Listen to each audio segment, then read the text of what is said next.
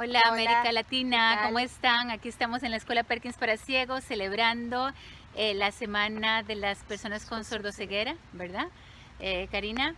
Sí, acá queremos, bueno, compartir con ustedes un lugar muy reconocido que es the Perkins School for the Blind, donde Helen Keller ha transitado parte de su vida y ha estudiado y se ha formado. Así que, bueno, queremos compartir qué mejor que este espacio para celebrar este Día Internacional de la Sordoceguera. Ahora vamos a ver a Kevin Hardigan, que es un experto en Helen Keller, ¿verdad? Y nos va a contar un poco de la historia de su vida. Helen Keller was born in Tuscumbia, Alabama on June 27th, 1880. At birth, she was a healthy baby girl, no disabilities. Right before her second birthday, though, she got a fever, almost died. The doctors called it brain fever. Today we look back and we think it might have been encephalitis. But she almost died, but when she recovered, they discovered she couldn't see and couldn't hear. Although a deafblind child, Laura Bridgman had been educated 50 years before at Perkins, the Kellers were not aware of that because they were 1,000 miles away. So for 4 years, Helen had no communication.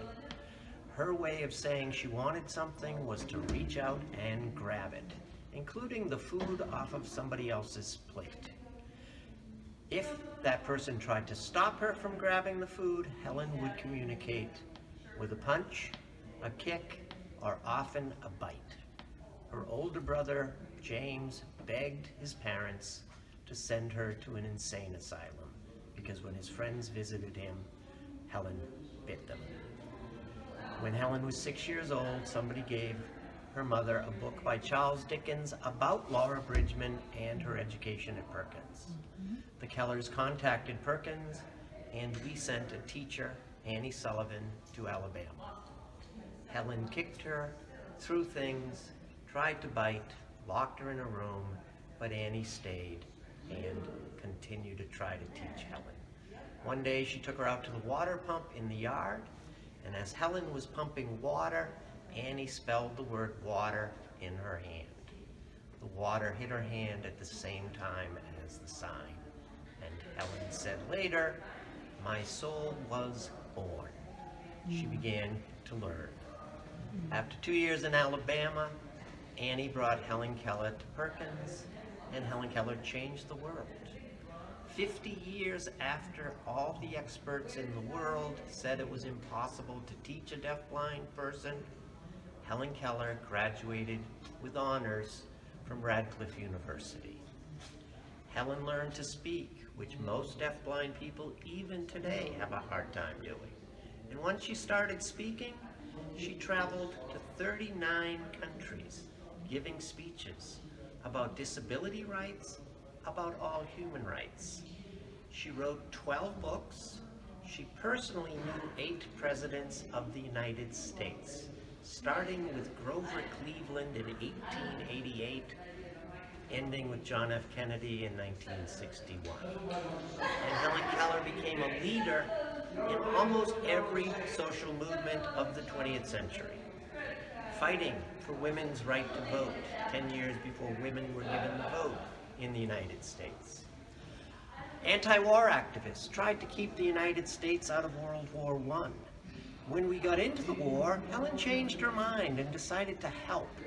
She read that soldiers were being blinded by poison gas, so she set up a foundation for blind soldiers.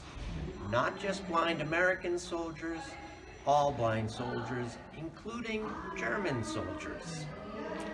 She was a founder of the American Civil Liberties Union, which helps people with legal problems in this country, and she was one of the first financial supporters of the NAACP, a black civil rights organization.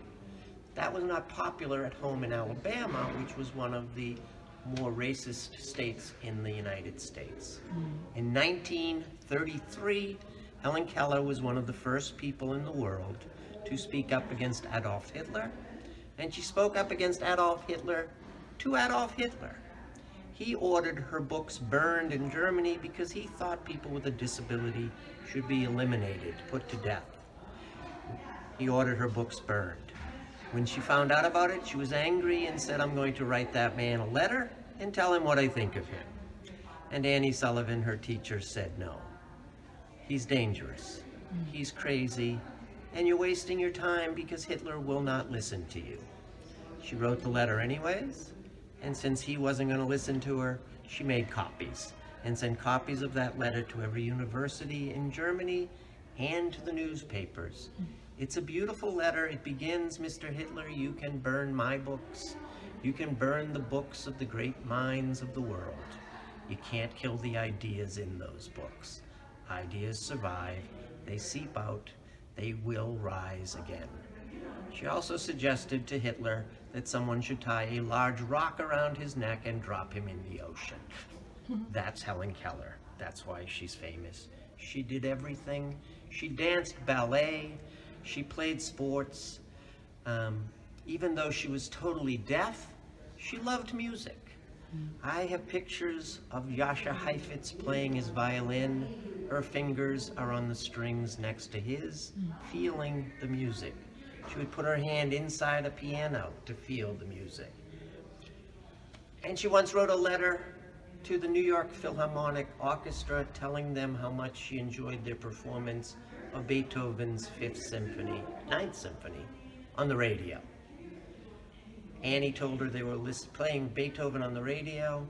She took her radio apart, put her hand on the speaker, and by touch was able to distinguish between the horns, the strings, and when the chorus began to sing, Helen said, "Is that the human voice I'm hearing?" All perfectly accurate. In the letter she wrote to the New York Philharmonic, the last paragraph, she decides that a deaf-blind woman will teach the New York Philharmonic something about music. And in the last paragraph of that letter, she said, "Don't forget, when Beethoven wrote the Ninth Symphony, he was deaf too. He continued to write from memory."